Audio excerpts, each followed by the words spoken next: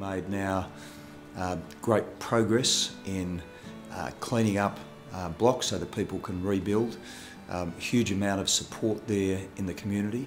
This is a process which is going to take some years, some time, but I think we've been ahead of the game in terms of getting things done. And I think as we run up to this year's fire season, that the big challenge is going to be making sure that every part of the state is fire ready.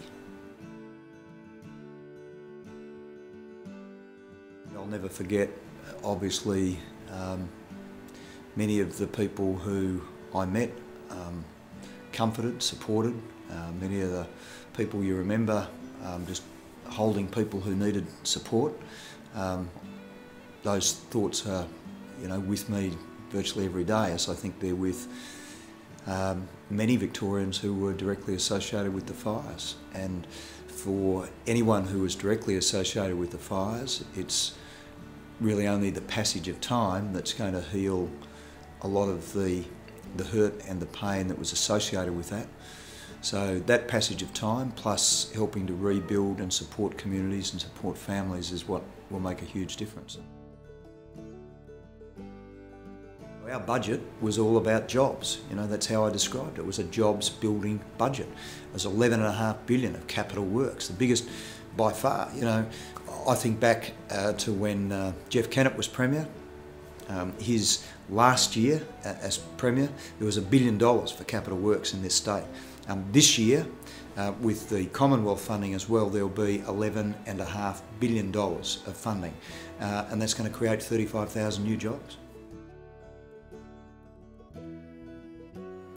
Transport Plan will add more rail line to our state than at any time since Federation. It's a big plan.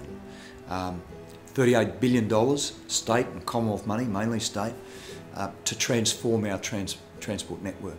And it's going to transform what we do in public transport, and it's transforming what we're doing in terms of road infrastructure and buses, particularly in our outer suburbs. If you open the Transport Plan, there's a page in there, I asked it to be inserted, that lists all of the things that we're going to do in the next 2 years. And if you run down that page today, and you had a box beside everything, you'd be ticking just about every single box. The two biggest water-saving projects in Australia's history are both in Victoria. The Wimmera Pipeline Scheme, which saves 100 billion litres of water. It's about a quarter of what Melbourne uses every year. That's now running 6 years ahead of schedule. We'll finish that next year. That to date has been the biggest water saving project in Australia's history. We'll then move on to, as we are already underway at Food Bowl, and that will then become the biggest water savings infrastructure project in Australia's history. And that's going to produce water for irrigators, produce water for the environment, for the Murray, which is such a precious river for our ecosystems and for our environment, and it's producing some water savings too for Melbourne. So they're two huge projects. We brought Tarago online and we opened that just a month ago, so that's about 20 billion litres of water, up to 20 billion litres of water now made available for Melbourne. We've got the desal. I'll be announcing the successful tenderers for that in the near future. And that's scheduled, of course, to start delivering water from December 11. That's a source of climate-proof water, which is there every year if we need it. So you put what we're doing in the irrigation areas, saving water, which is wasted, what we're doing in supply augmentations, and then what we're doing in Target 155, where I think the Victorian communities responded magnificently well to essentially 13 years of drought, and we've never had this consecutive long period of below average rainfall. And so getting all of that, taking all of that into account, getting the community and families involved in Target 155 has also been crucial. We've saved 475 billion litres of water from Target 155 and the water saving campaigns, and without that we would have just about run out of water. There's a lot of things you do in public life that stick in your mind and that you look back on and you say, gee, I'm glad we we did that. You know, it's the right thing to do. And Harmony Walk is one of those. And we were faced with what was a bit of a crisis, I think, at the time in terms of the media portrayal of some of the issues we had with Indian students, particularly the way we were portrayed overseas. And the Harmony Walk was really an opportunity to say Victorians join with us, join with the government, join with the Parliament. It was bipartisan, and make this statement about harmony and Victorians being one community. You know, 44% of the people in our state were born overseas or had one of their parents who were born overseas. It's quite extraordinary when you think about it. But we've managed to embrace diversity, we've managed to embrace multiculturalism, and to get, 10 to 20,000 people there, all there, all united, all focused, but terribly diverse group, you know, extraordinary diversity in cultures. It just makes a statement, I think, about Victoria and Australia, and so it was, I couldn't have wanted a better day.